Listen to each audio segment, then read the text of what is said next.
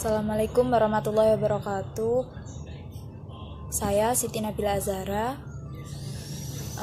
dengan topik penelitian yaitu bantuan hukum terhadap masyarakat miskin yang berjudul pemberian bantuan hukum bagi orang miskin yang sesuai dengan Undang-Undang Nomor 16 Tahun 2011. Yang pertama, gambaran umum dari topik atau masalah penelitian tersebut ialah keadilan merupakan hal yang sangat mudah didengar dan umum ditemui, apalagi dilaksanakan. Hukum merupakan lambang dari keadilan. Hukum menjadi sebuah perdagangan politik di masa sekarang, di mana kesewenang-wenangan bisa memberi hukum tersebut. Bagi seseorang dari kalangan bawah, keadilan terasa sangat jauh. Tidak jarang terjadi diskriminasi keadilan, dan tidak jarang pula hal tersebut menimpa pada orang dengan ekonomi yang bisa dikatakan belum layak. Kemudian salah satu bukti faktual dari topik tersebut ialah pada tahun 2009 yang lalu, di bulan Desember,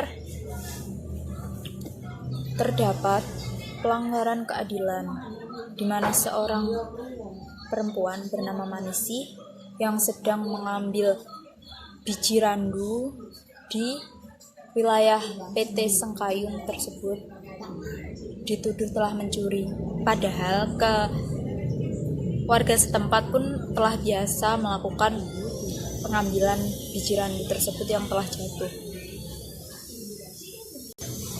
Kemudian jaksa mendakwa Manisi dan anaknya telah mencuri 14 kg buah randu yang harganya 12.000.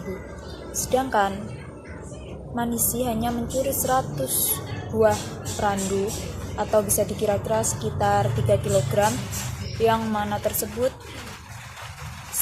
bila dijual hanya seharga Rp6.000.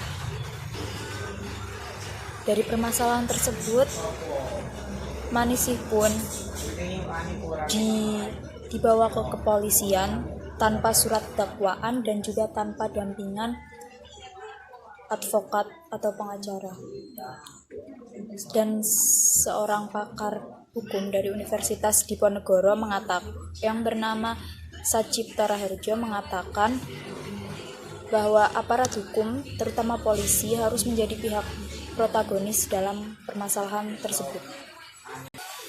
Alasan dari pemilihan topik tersebut ialah karena menarik menurut saya, di mana di kehidupan sekarang keadilan selalu menjadi topik yang hangat, baik dimulai dari zaman penjajahan sampai sekarang. Lantas seakan keadilan tersebut hanya menjadi dongeng semata. Kebermanfaatan dari penelitian ini ditinjau dari isinya yang memberikan informasi terkait dengan bantuan hukum yang diberikan oleh pemerintah melalui lembaga bantuan hukum atau bisa jadi juga melalui advokat. Dari segi aktualitas, berlakunya mengenai pemberian bantuan hukum mampu memberikan akses kemudahan bagi masyarakat yang sedang menghadapi masalah dengan hukum dan membutuhkan bantuan jasa hukum, namun mereka tidak bisa menjangkau biaya tersebut.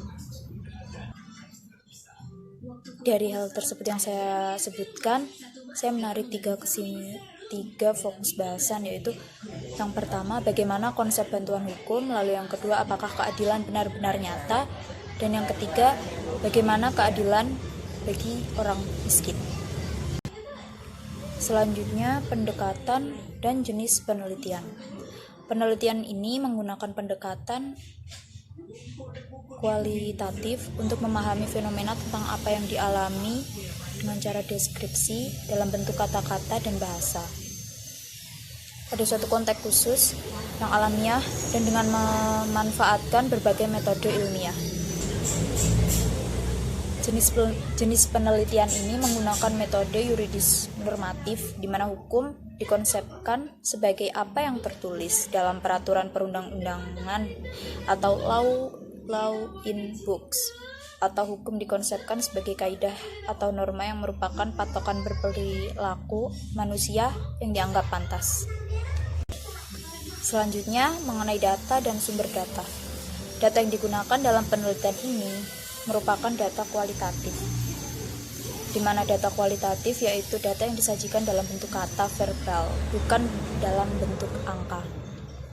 Ini termasuk data kualitatif dalam penelitian ini yaitu peranan dan kedudukan lembaga bantuan hukum sebagai access to justice bagi orang miskin. Sumber data dibagi menjadi dua, yaitu sumber data primer dan sumber data sekunder.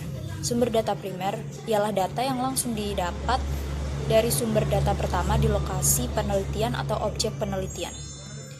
Yang menjadi sumber data primer antara lain seperti hasil interview dari advokat, hakim, polisi, atau bisa juga jaksa, mengenai adanya peranan lembaga hukum yang diharapkan dapat berperan serta pada pemerataan dana bantuan hukum tersebut, yang menjadi salah satu jalan sebagai akses to justice.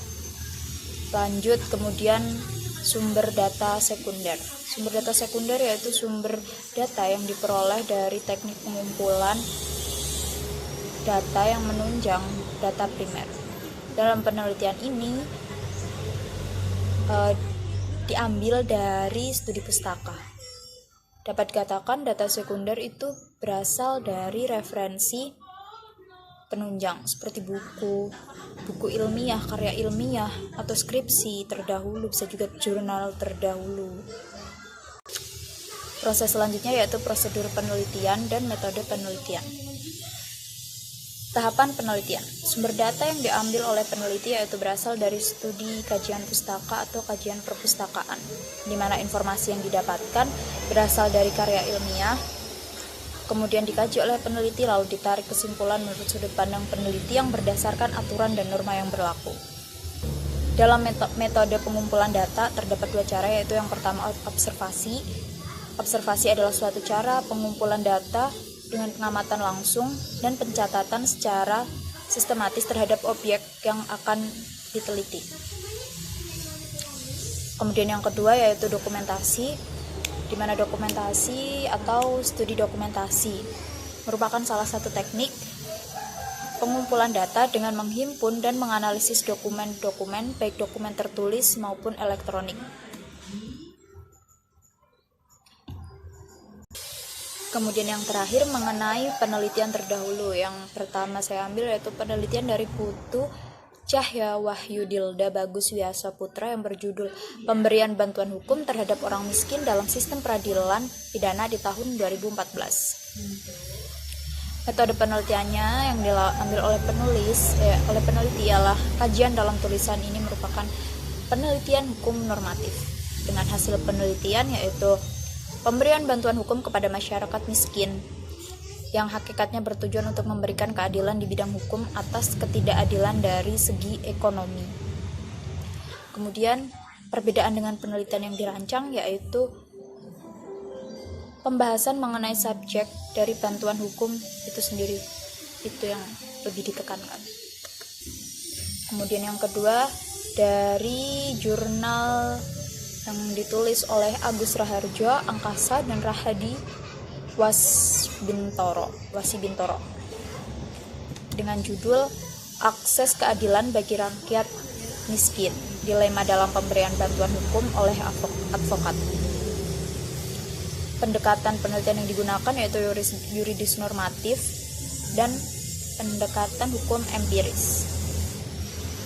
Hasil penelitiannya sendiri, permasalahan akses pada bantuan hukum pemerintah yang undang-undang tidak menyebutkan dana tersebut. Perbedaan dengan penelitian yang dirancang yaitu mengenai pendanaan tersebut telah disebutkan dan diambil dari APBN yang mana sebagai alokasi dan kepada daerah. Kemudian penelitian terdahulu yang ketiga dari Mustika Prabaningrum Kusumawati dalam penelitian yang berjudul Peranan dan Kedudukan Lembaga Hukum sebagai Access to Justice bagi Orang Miskin di tahun 2016. Penelitian ini menggunakan pendekatan kualitatif dengan desain penelitian deskriptif. Hasil penemuan itu sendiri merupakan pengadilan yang seharusnya menjadi tempat menemukan keadilan berubah menjadi medan perang untuk mencari kemenangan. Yang membedakan dengan penelitian yang dirancang yaitu pembahasan mengenai implementasi bantuan hukum itu diterapkan oleh lembaga bantuan hukum dan diproseskan di pengadilan. Sekian dari saya. Wassalamualaikum warahmatullahi wabarakatuh. Terima kasih.